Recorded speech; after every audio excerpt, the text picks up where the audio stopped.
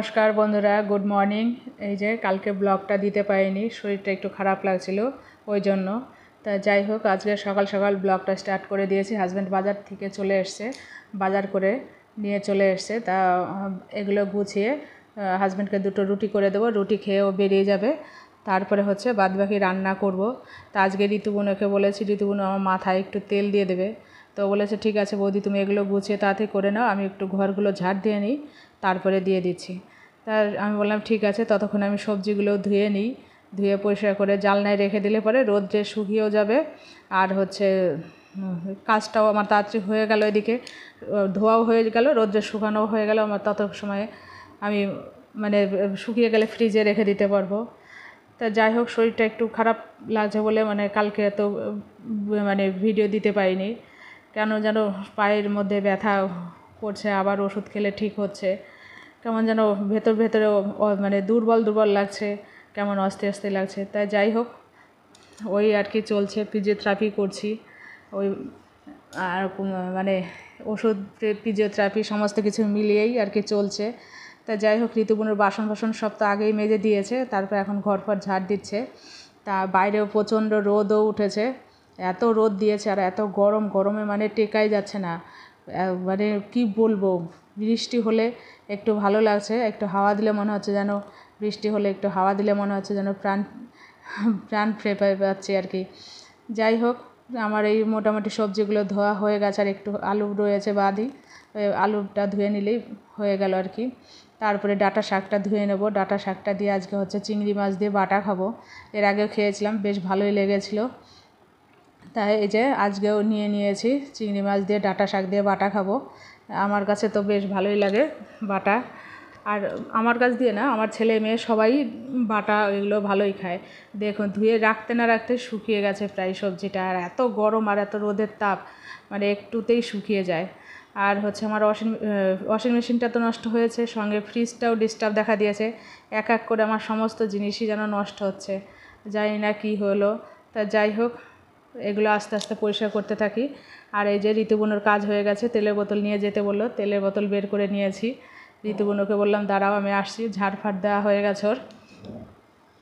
তা এই যে এখানে বসে পড়বো সোফাতেই, ওকে বলছি যে এখানেই বসে আমাকে দিয়ে দাও।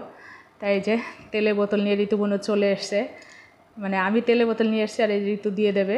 দিয়ে ও তাড়াতাড়ি করছে, বলছে দিদি তাড়াতাড়ি করো, আমার আরও কয়বারই যেতে হবে। তা বললাম ঠিক আছে, তাড়াতাড়ি দিয়ে দাও, দিয়ে তুমি চলে যাও। আর ও এর আগেও আমাকে একদিন দিয়ে দিয়েছিল, বেশ সুন্দর করে মালিশ করে দিয়ে দেয়, তখন আপনাদের সঙ্গে শেয়ার করিনি। তা ভাবলাম তাহলে আজকে শেয়ার করি।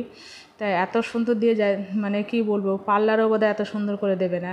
পার্লার যে হিসাবে পয়সা নেয় বা করে, সেই হিসাবে সেইটা কিছুই না আর কি।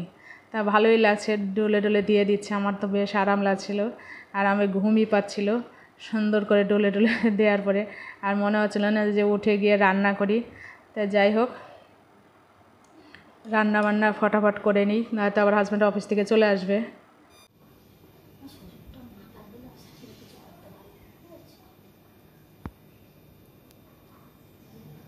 ঋতুবুনোর মাথায় সুন্দর করে তেল দিয়ে দিল, তেল দিয়ে জল দিয়ে আস্তে দিলে এখন হচ্ছে চুল কুড়োচ্ছে, যত চুলগুলো নিচে পড়েছে সেগুলো কুড়োচ্ছে। আমার এত সুন্দর করে তেল দিয়ে দিয়েছে, ঘুম পেয়ে যাচ্ছে, চোখ মুখ ফুলে গেছে ওর দেয়ারি সে। হ্যাঁ, ঘুম পেয়ে যাচ্ছে আমার, তুমি জানো না, খুব ভালো লাগছে, হেভি আরাম লেগেছে। পার্লারের থেকেও সুন্দর, পার্লারে যে তেল মালিশ করে দেয় না মাথায়, তার থেকেও সুন্দর করে দিয়েছে ডুলে, হেভি লাগছে। ঘুম পাচ্ছে আমার, আর ঘুমালে হবে না, আবার অফিস থেকে আসবে। হ্যাঁ, তাহলে একটু ঘুমিয়ে পড়ি, ঠিকই বলেছে, বলে দাদা তো এখন আসবে না, তাহলে ঘুমিয়ে। ঋতু বলে চুল কুড়াচ্ছে, দেখো ধান কুড়ানোর মতন।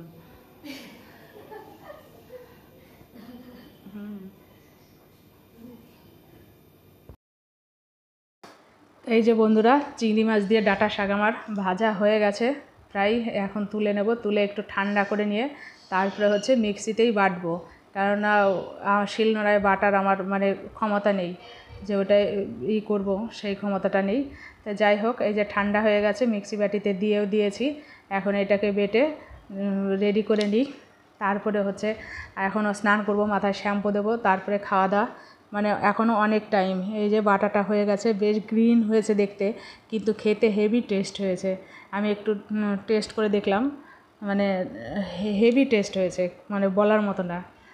তাই যাই হোক, এই যে দুপুরবেলা রান্নাবান্না নিয়ে চলে এসেছি। আপনাদের সঙ্গে তো বাটাটা শেয়ার করেছি, আর কিছু তো শেয়ার করিনি। এখানে ভেন্ডি ভেজেছি, আমের টক করেছি, তারপরে ডিমের ঝোল করেছি। এই হচ্ছে রান্না করেছি দুপুরবেলা। এখন হচ্ছে খেতে বসবো। তা মেয়ে হচ্ছে ডিম গোটা খায় না, অমলেট ওর জন্য করে দিতে হয়। তার এই যে এখানে হাঁড়িতে ভাত। তা হাজব্যান্ড আবার খেয়ে চলেও গেছে। ভাত খেয়ে যে ঋতুগুণও গ্যাস ফ্যাস মুছে দুপুরের কাজ কমপ্লিট করে দিয়ে চলে গেছে, আর আসবে কালকে। তা যাই হোক, আমাদেরও খাওয়া দাওয়ার টাইম হয়ে গেছে, অনেকটাই বেজে গেছে, খেয়ে নেবো তাড়াতাড়ি। তার সঙ্গে থাকুন, দেখুন আমি কি কি করি। এই যে বন্ধুরা, খাওয়া দাওয়ার পরে নিয়ে বসেছি এক বাটি ফল। তা যাই হোক, ভিডিওটা কেমন লাগলো এখানেই ভিডিওটা শেষ করছি, আর বেশি বড় করছি না, মানে শরীরে আর স্বাদ দিচ্ছে না, ভালো লাগছে না। তা যাই হোক, ভিডিওটা ভালো লাগলে একটা লাইক শেয়ার সাবস্ক্রাইব অবশ্যই করবেন, আমার চ্যানেলটার সঙ্গে থাকবেন, আমার পাশে থাকবেন, আর আমাকে খুব খুব খুব সাপোর্ট করবেন। ভালো থাকবেন, সুস্থ থাকবেন, সাবধানে থাকবেন। টাটা, বাই, শুভ বিকেল। আপনারা এরকম ফ্রেশ ফ্রেশ ফল খান, ভালো থাকুন।